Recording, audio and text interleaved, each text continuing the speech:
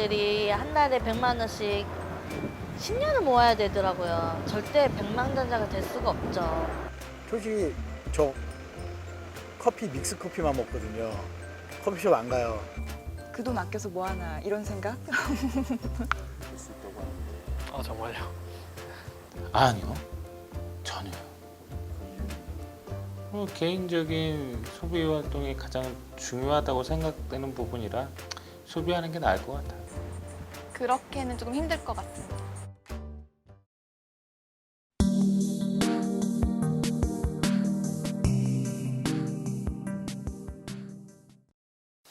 백만장자란 재산이 아주 많은 사람 또는 아주 큰 부자를 말하죠. 영어로는 밀리어네어라고 합니다.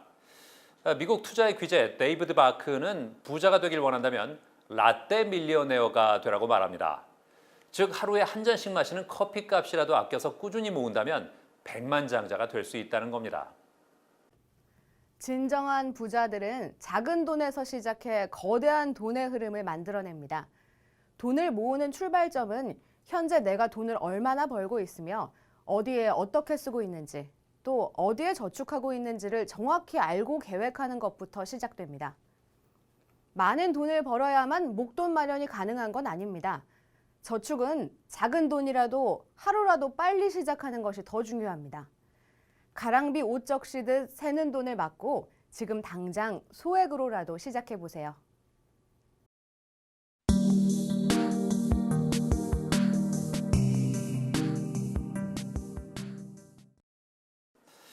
인간 수명의 연장으로 인해 돈을 벌지 못하는 노후 기간이 점점 길어지고 있습니다. 반면 조기 퇴직 등으로 인생 사이클에서 안정적으로 돈을 벌 수 있는 기간은 상대적으로 짧아지고 있는데요. 이처럼 소득 창출 기간이 상대적으로 짧기 때문에 생애 재무 설계가 필요한 20대부터 50대까지는 매우 중요한 시기라고 할 수 있습니다. 일을 할 수 있는 기간에 자녀 결혼 자금이나 주택 자금, 부부 노후 자금 등을 미리 준비해 놓지 않으면 아마도 윤택한 노후는 보장되기 어렵지 않을까요?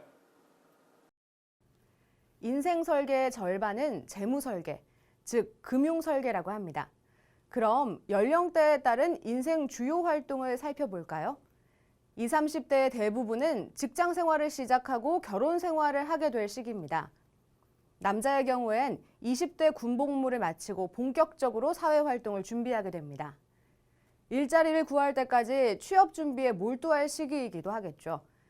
일자리를 얻으면 돈을 벌기 시작하고 결혼 자금도 준비해야 합니다. 결혼을 준비하려면 큰 비용이 들어갑니다.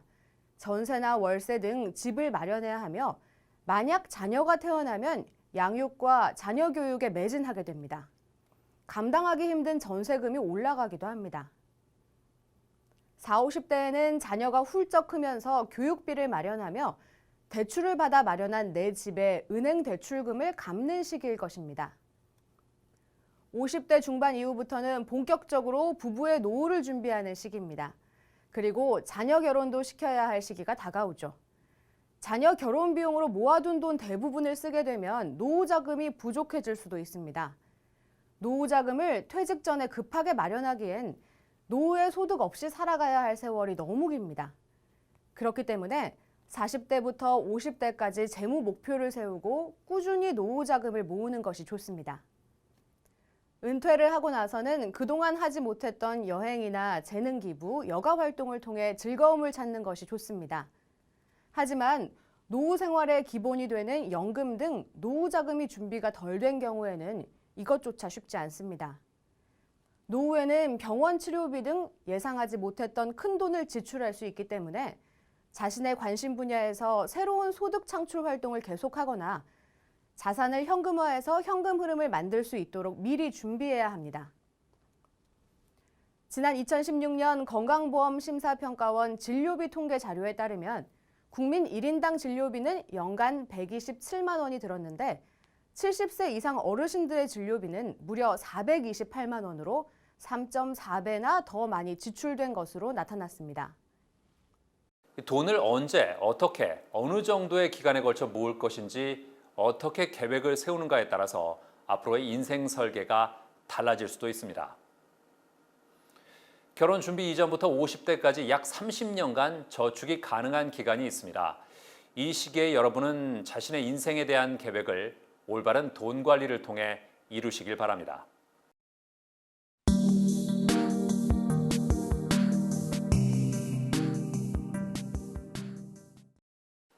저축은 왜 해야 할까요? 저축은 경제 생활을 하면서 현재 소비를 줄여 미래에 대비할 자금을 만드는 것으로 위험 대비와 목돈 마련, 미래 노후 생활 준비는 저축을 통해 가능합니다. 이 밖에도 저축을 통해 추가적으로 얻을 수 있는 혜택은 크게 세 가지로 나눌 수 있습니다. 첫째, 이자 수입을 얻어 재산을 늘릴 수 있습니다. 둘째, 신용 등급이 높아져 급한 돈이 필요할 때 비교적 낮은 금리로 대출이 가능합니다. 셋째, 노후 또는 경기 침체나 재난이 발생하더라도 안정된 생활이 가능합니다. 저축은 목적 또는 필요한 시기별로 하는 것이 중요합니다. 먼저 내가 돈을 모아야 하는 이유, 즉 원하는 꿈과 목표를 정해야 합니다. 목적이 없으면 돈을 모으기가 힘듭니다. 결혼자금, 주택자금, 교육자금, 노후자금 등 인생 설계에 따라 필요한 목적별 통장을 만드는 것도 좋습니다. 그 밖에도 의료비, 경조사비 등 미래에 예상하지 못한 지출을 위한 비상자금도 확보해 놓아야 합니다. 저축을 하기 전에 돈을 얼마나 자주 찾아야 하는지도 생각해 보아야 합니다. 필요할 때마다 수시로 찾아야 하는지, 일정 기간 동안 찾지 않아도 되는지 판단해야 합니다. 먼저 필요할 때마다 수시로 찾아야 하는 경우라면 보통예금을 선택하는 것이 좋습니다. 보통예금은 요구불 예금, 수시 입출금식 예금이라고 하며 입출금이 자유로운 저축금융상품이지만 이자율이 매우 낮은 편입니다. 이에 반해 일정 기간 동안 찾지 않아도 되는 경우 입출금이 자유롭지 않은 예금 상품인 정기예금과 정기적금을 선택할 수 있습니다. 이때도 목돈을 한꺼번에 맡길 것인가, 매달 정해진 금액을 맡길 것인가 선택해야 합니다. 만일 목돈을 한꺼번에 맡기는 경우 목돈을 일정 기간 은행에 넣어두면 만기일에 약속된 이자와 함께 돈을 돌려받는 정기예금을 선택하는 것이 좋습니다. 매달 정해진 금액을 맡길 경우에는 일정한 금액을 일정 기간 동안 정기적으로 예금하고 만기가 되면 원금과 이자를 합하여 약속된 금액을 돌려받는 정기적금 상품을 선택하는 것이 좋습니다. 이러한 정기예금과 정기적금은 만기일이 길어질수록 더 높은 이자를 받게 됩니다. 이 밖에도 주택청약 종합저축이나 재산형성 저축상품, 저소득 취업자, 자활근로자 사업단 참여자에게 금리 우대 등의 혜택이 있는 희망내일 키움통장과 같은 저축성 상품이 있습니다. 저축과 소비를 어떤 비율로 해야 할지는 사람마다 가정마다 차이가 있을 텐데요. 각각의 상황에 맞게 저축과 소비의 적절한 비율을 정해서 저축을 생활화하는 것이 중요합니다. 소득을 늘리는 것은 실제 쉽지 않기 때문에 제한된 소득 내에서 필요한 돈을 저축하려면 자신의 소비를 점검해 봐야 합니다. 무조건적으로 소비를 억제하는 것이 아니라 미래를 위해 저축을 해나간다는 생각으로 적정한 저축과 소비 비율을 찾아보는 것이 좋습니다. 소비 지출액은 가구주의 연령대, 가족 구성원 수, 소득 형태 등에 따라 달라집니다. 예를 들어 40대 가구의 경우 교육비 지출이 22.1%, 60세 이상 가구는 의료비 지출이 10.9%로 다른 항목에 비해 상대적으로 높습니다. 자신의 매월 소비 지출액을 평균치와 비교하면서 어떤 항목에서 얼마나 초과되는지 계산해 볼 필요가 있습니다. 나의 소비 지출액이 평균 대비 높다면 불필요한 지출 항목은 없는지 살펴볼 필요가 있습니다. 특히 통신요금, 전기요금, 대출이자, 교통비 등 매월 정해진 대로 나가기 때문에 줄이기 어려운 고정 지출은 조금씩만 조절해도 오랫동안 큰 효과를 볼 수 있습니다. 또한 적정 수준의 소비를 유지하기 위해서는 손쉽게 쓸 수 있는 신용카드 할부의 유혹을 뿌리칠 수 있어야 합니다.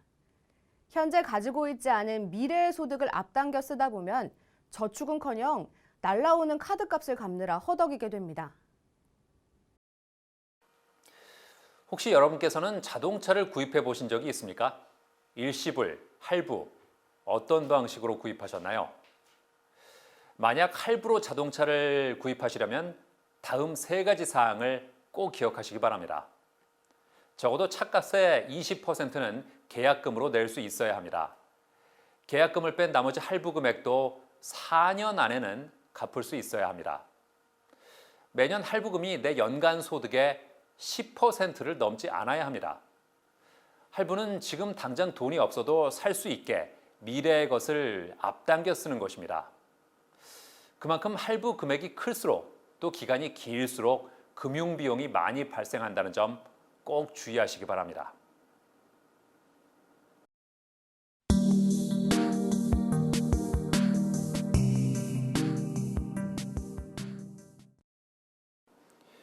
요즘은 언제 어디서나 쉽게 인터넷이나 모바일로 결제가 가능합니다.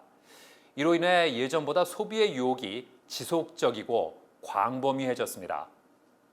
그렇기 때문에 합리적인 소비와 선택을 하는 것이 매우 중요합니다. 합리적인 소비와 선택을 위해 다음 5계명을 꼭 알아두시기 바랍니다. 합리적인 소비와 선택을 위해서는 첫째, 사고 싶은 물건이 반드시 필요한 것인지 일주일 동안 다시 생각해 보도록 합니다.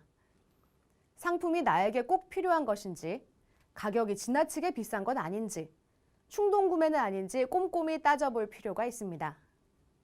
둘째, 사고 싶은 물건이 현재 자신의 소득으로 감당할 수 있는지 판단해 봐야 합니다.